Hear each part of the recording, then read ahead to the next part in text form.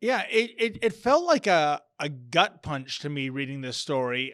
Namely, Jim Henderson, a 78-year-old veteran in Scotland, selling poppies, and oh, those lovable pro Hamas types. They were coming down to the subway to do who knows what, and for some reason, he was a target. And I mean, for the love of God, Tamara, why would an almost 80-year-old man selling poppies for charity? And by the way, once he saw how hostile these pro Hamas people were, he decided, to beat it out of there, not for his own personal safety, not for his own belongings, but to protect the money he raised for the charity that the poppy sales go to.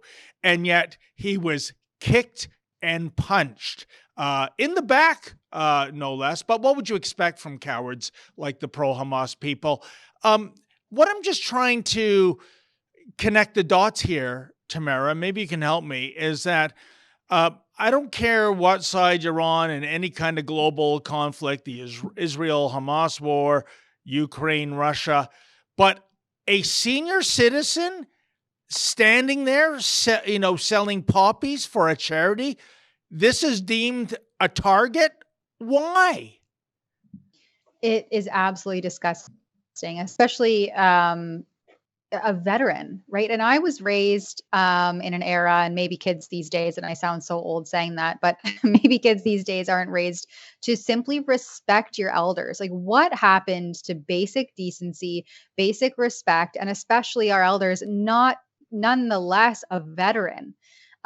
This is absolutely disgusting. And it just shows the awful way that children and youth are being brought up in society today. I think that it highlights the complete failures of parents, as many of them become increasingly kind of like woke, progressive, and all about you know kind of steering away from the rule of law and more into like, well, how does that make you feel? And oh, you have a say. And Mm. instead of saying, no, I'm the parent, I'm the adult, this is the rules, this is the law of the land, and this is how you act and behave as a contributing member of society.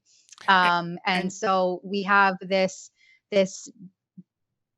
parenting style that is no longer upholding any sort of form of respect, but also the school system is such a failure for many of these children. And there is no more discipline, there's no form of punishment, there's no repercussions, there's no consequences for your actions. And so that unfortunately leads to this kind of behavior that we see targeting this poor old veteran who's just trying to sell some poppies, and is just an utter disgrace. And that's to put it nicely and lightly, that he had to leave, not, I would fear for my own safety, but also to protect the money that he had collected. I mean, this is just such an atrocity. I hope that there's some reprimand for these individuals well, who physically accosted this man. oh, I agree with everything you say, but I think when it comes to these pro Hamas demonstrations, both in the UK and around the world, because of the lack of law enforcement getting involved when laws are being broken, because of the lack of politicians coming out and condemning this garbage, these demonstrators by the week, Tamara, are getting more and more emboldened. And why wouldn't they?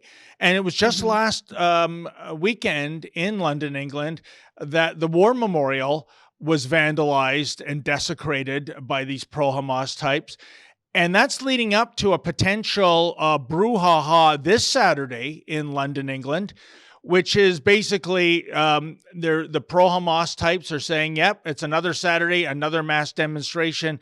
And you think they would have the decency to respect at least one Western value, i.e., the day in which we pay respect to the veterans and those who made the ultimate sacrifice in war. But no. And to the discredit of UK politicians and the Metropolitan Police Force in London, they're telling the veterans, I know November 11th is, yeah, it's kind of a big deal for you, but can you just stay at home and come out Sunday for the parade instead?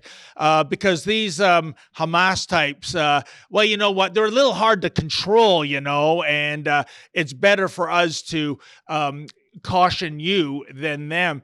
This, I don't think this might be the wake up call, I think, to the people in the UK that no goddamn way, pardon my French, are we going to surrender November 11th in terms of paying respect and reverence to the veterans and to the war dead.